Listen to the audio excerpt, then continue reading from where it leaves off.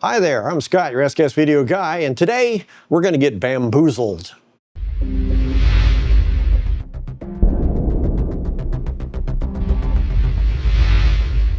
Hi, and welcome to my channel. Now, if any of you watched any of my other videos, you notice that I'm not in my regular studio. Well, that's because of the subject of this video, which is this machine back here. This is the Bambu Lab H2D, and it's pretty heavy, so I didn't really feel like moving it over to the studio just to film this. So we're going to film this video from the print room.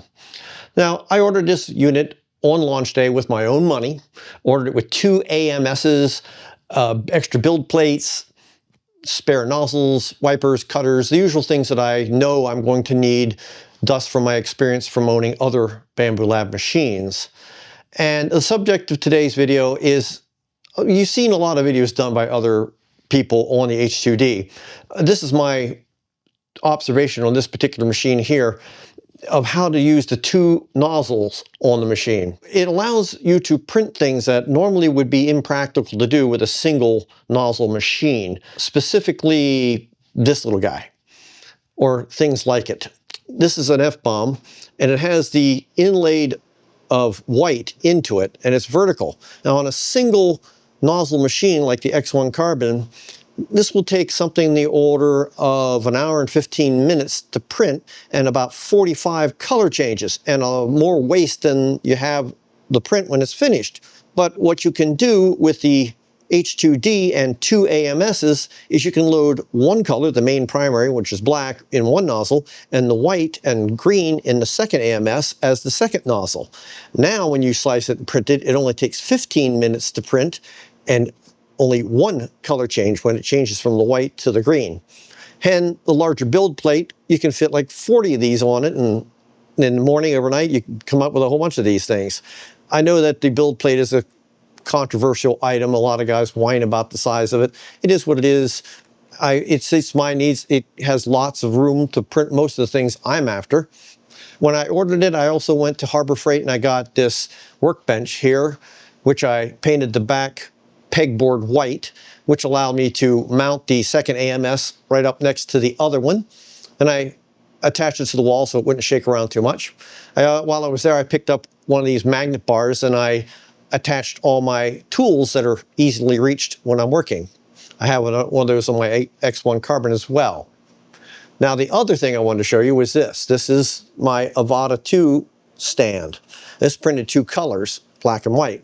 Traditionally, on a single nozzle machine, this would take about 13 hours and about 25 color changes. But if you load black on one nozzle and white on the other, this only takes about 4 hours to do and 0 color changes. So that's a big advantage to doing that one there. Now, one of the other things that I like to do is this box. This box here is a Batman box, and it's printed. Some of the badges on it are printed separately flat and glued on, but most of them, as you can see, are just inlaid into it. So it's really hard to see them.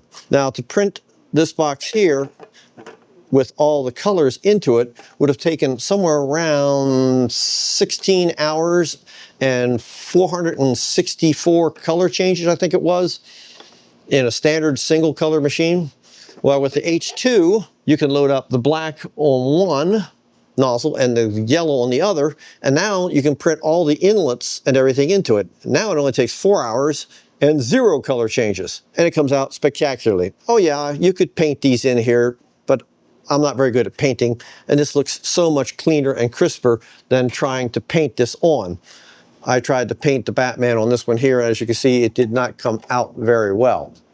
These stripes here are separate plates that are printed flat and then glued on. Same with the bow on top of it here. This is printed separately and glued in place. So this doesn't need to be printed 2 colors. It can be just a stock yellow lid, and then the black pieces are attached. That's the easy part. You just get a little gloop goo and stick it on there. So these come out really nice. Now, the H2D, the new AMS2 has the same problems that the original one does. Now, it added some new functionality, which is really great. It has the dryer in it, which I rarely ever use. I have dryers. And the openness of it, where it allows you to get at the PTFE tubes to clear out jams, is really nice.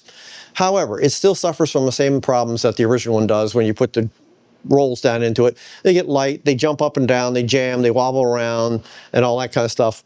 Cardboard is the problem in them. Whereas if you want to eliminate that, you'd have to go with something like the Python unit. I have a pair of Python units on my X1 Carbon. I reached out to Voxel, who makes the Python, and said, hey, you're going to make one of these for the AMS2 Pro? They said, yeah, we're working on it. I said, okay, well, pencil me in for a couple of those when you get them done, because that eliminates it, because it's a geared system. The rolls are held into a shaft by bolts, and then it's stuck down in with gears, and it winds it in and winds it out. It's not relying on the friction wheels to roll it in or out. So that's a good solution that I use and I like. But in the meantime, this works quite well. So that's mainly what I wanted to show you, is the difference of how much time and money you can save by just using the two nozzles to their best advantages. So that's it. I hope you enjoyed the video. If you did, give me a thumbs up, like, subscribe, and all that stuff. I'll leave links in the bottom for all the models here if you want to try these for yourself. And until next time, I'm Scott, your SKS Video Guy, and we'll see you around.